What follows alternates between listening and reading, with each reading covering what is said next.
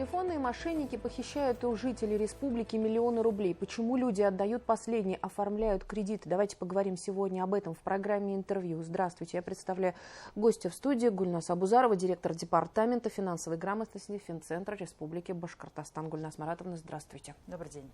Сегодня у нас с вами мы обсуждаем вот такую актуальную тему, о которой вроде бы уже много говоришь, но все равно этот вот именно показатель обманов растет. И схемы все изощреннее и изощреннее. И поэтому сегодня вот первый вопрос. Расскажите, какие новинки, в кавычках, да, вот какие схемы встречаются вновь? Действительно, схемы меняются, сценарии меняются, но, вы знаете, актуальными до сих пор, на удивление, остаются классические схемы, которые из года в год все-таки живут и работают. То есть по статистике МВД даже мы можем видеть, что пресловутые переводы на безопасный счет, какие-то угрозы в адрес вашего счета, денег, подтверждение каких-то несуществующих кредитов, на вас оформлен кредит, нужно оформить зеркально. Вот эти вот классические схемы, в том числе даже угрозы близким, имеется в виду, что ваш близкий попал в аварию, нужно срочно каким-то образом помочь, решить деньги, это до сих пор актуально. То есть, несмотря на то, что появляются новые, но вот эти классические схемы, они до сих пор в топе. Это мы видим по статистике полиции.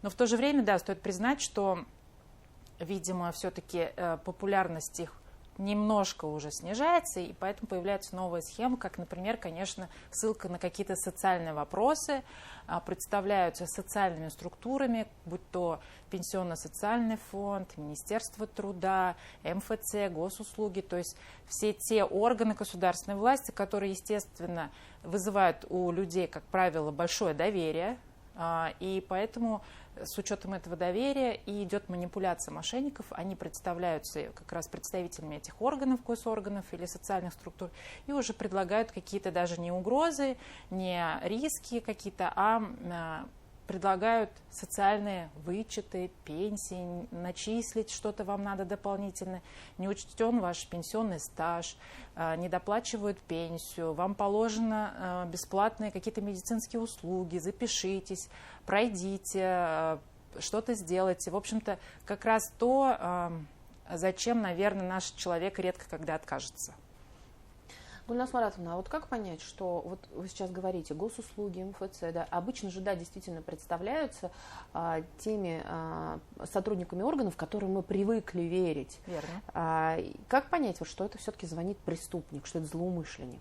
Действительно, есть признаки, которые объединяют все сценарии, которые используют мошенники. Независимо от того, как они меняются, можно поймать на том, что это признак мошенничества, если осознавать и, в общем-то, владеть таким хладнокровием при переговорах. Это очень сложно делается, естественно, этому как раз мошенники и обучены, манипуляциям, но все-таки нужно перечислить, и вот если кто-то поймал себя на мысли, что, кажется, это как раз тот самый признак, о котором я слышал, вот хотя бы с этого, да, интервью, это точно такой маячок, чтобы положить трубку и не попадаться в мошенника. К примеру, это 3, наверное, главных признака, я скажу.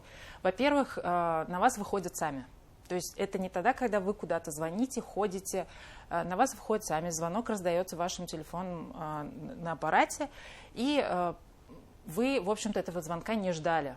Даже если это звонит действительно какой-то банк или какой-то орган, как правило, если это действительно те самые, кем они представляются, звонок носит такой информационный характер, односторонний, он не вызывает особого диалога, они информируют. Банк говорит, вам доступны продукты новые, особые условия, если вы хотите, вы можете пойти в офис, там, в приложении посмотреть, но они не призывают к действиям. Вот как раз второй признак – это звонок, который поступил к вам. Он не только идет в режиме диалога, он еще призывает всегда абонента к действию, к конкретному действию. Снять деньги, перевести деньги, сообщить код, передать его, пройти по ссылке, скачать. Что-то нужно обязательно сделать. И третий признак, что эти действия нужно сделать прямо здесь и сейчас. И если они вызывают вас к таким срочным действиям, к какому-то цейтноту выводят, то это точно признак того, что это мошенничество. И самый, наверное, главный флажочек, который человек должен понимать, что он все это делает из чувства страха. И есть 3 чувства страха, которым манипулируют мошенники, чтобы выключить это критическое мышление, да, на которое, в общем-то, мы опираемся, когда принимаем рациональное решение, особенно финансовое. Но если критическое мышление отключено, человек, в общем-то, он очень подвержен этим манипуляциям.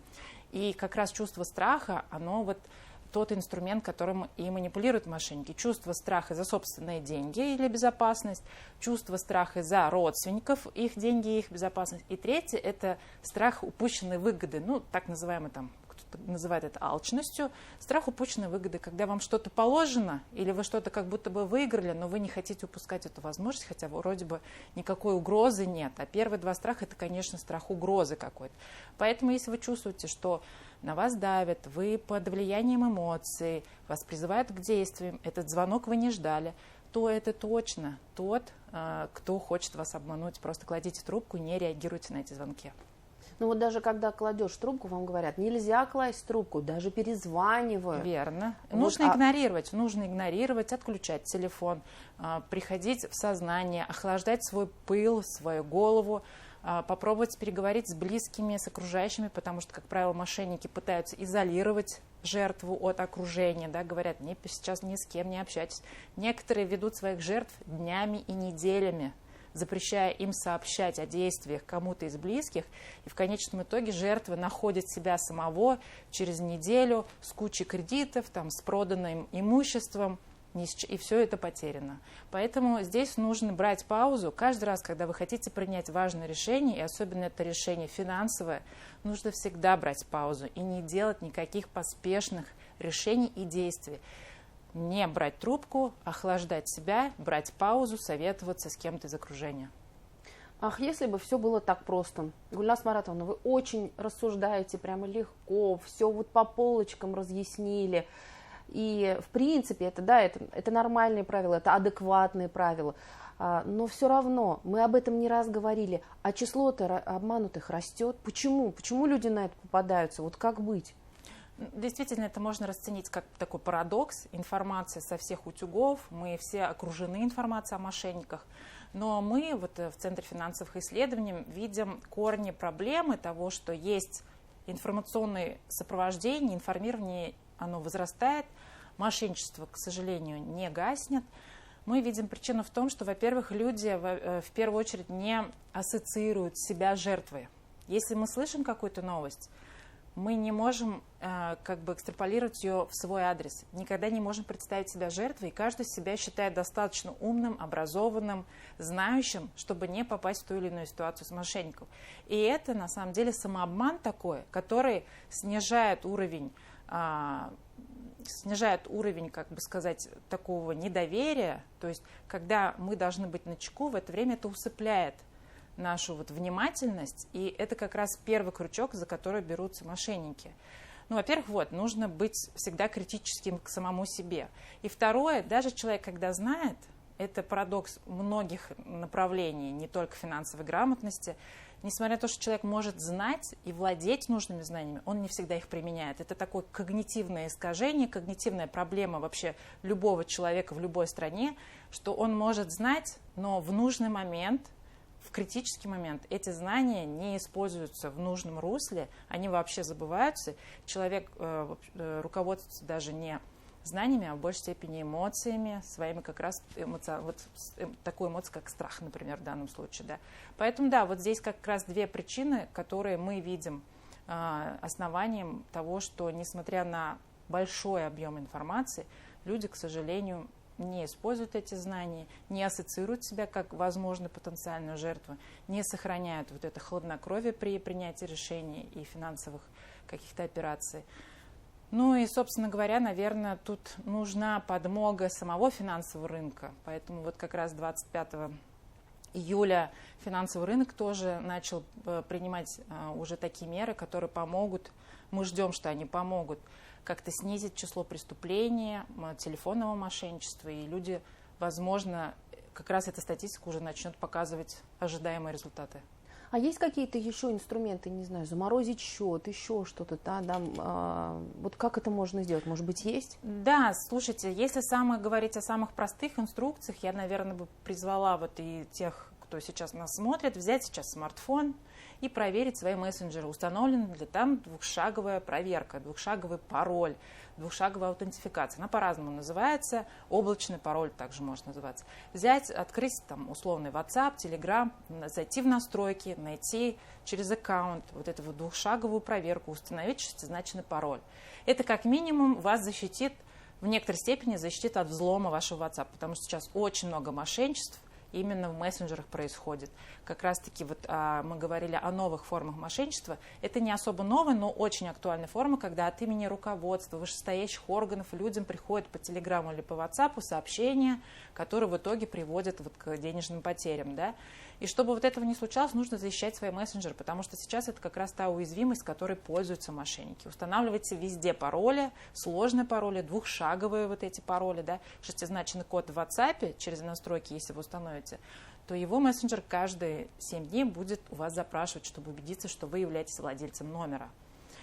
Еще можно установить себе самозапрет на кредиты, на онлайн-кредиты. Скоро это будет одна кнопка в госуслугах, но пока это можно делать самостоятельно, в банке пойти и оформить самозапрет на кредит, на онлайн какие-то дорогие переводы, да, на какие-то суммы. То есть у разных банков это по-разному разрешено, но в целом это тоже в руках потребителей, в руках людей. Что еще можно сделать? Например, для того, чтобы защитить себя в интернете, завести отдельную карту для интернет-покупок. Это тоже очень важно, чтобы у вас лежала отдельная карта, которая основное время пустая, и вы на нее переводите деньги ровно перед покупкой в интернете, потому что мы все сейчас покупаем в маркетплейсах, да, к примеру. Дополнительно, наверное, я еще посоветую людям, у которых есть близкие с какими-то уже такими сложностями ментальными, когнитивными, устанавливать сервис второй руки. В банках, у многих банков есть этот сервис, он не всегда бесплатный, но недорогой, надо сказать, и он стоит того, чтобы подключить тех людей, чтобы назначить кого-то из доверенных лиц вторым человеком, который по доверию владельца карты назначается вторым лицом, который принимает решения по тем или иным операциям. Эти тоже все опции прописываются, то есть, например, там все переводы от 5000 рублей должен будет подтверждать еще один доверенный человек. То есть ему тоже будет приходить там какой-то условный код, ему нужно будет подтверждать. И в случае, если действительно будут какие-то такие опасные решения финансовые, какие-то переводы подозрительные, то вот это будет как раз тот случай, когда второй человек сможет защитить самого владельца счета. Гульнас Маратовна, мы, конечно, с вами проговорили, может быть, общеизвестные истины, но вот именно об инструментах, вот эти вот четкие инструменты, это один из таких методов, который, наверное, позволит защитить. Я надеюсь, что он нашим зрителям будет актуальным, эта информация. Я благодарю вас, что вы нашли время, пришли, рассказали, и надеюсь, что нам будет поменьше о чем рассказывать, может быть, в ближайшее время, что число мошенничеств действительно все-таки будет снижаться. Спасибо огромное. Спасибо вам. Это была программа «Интервью». Спасибо, что были с нами.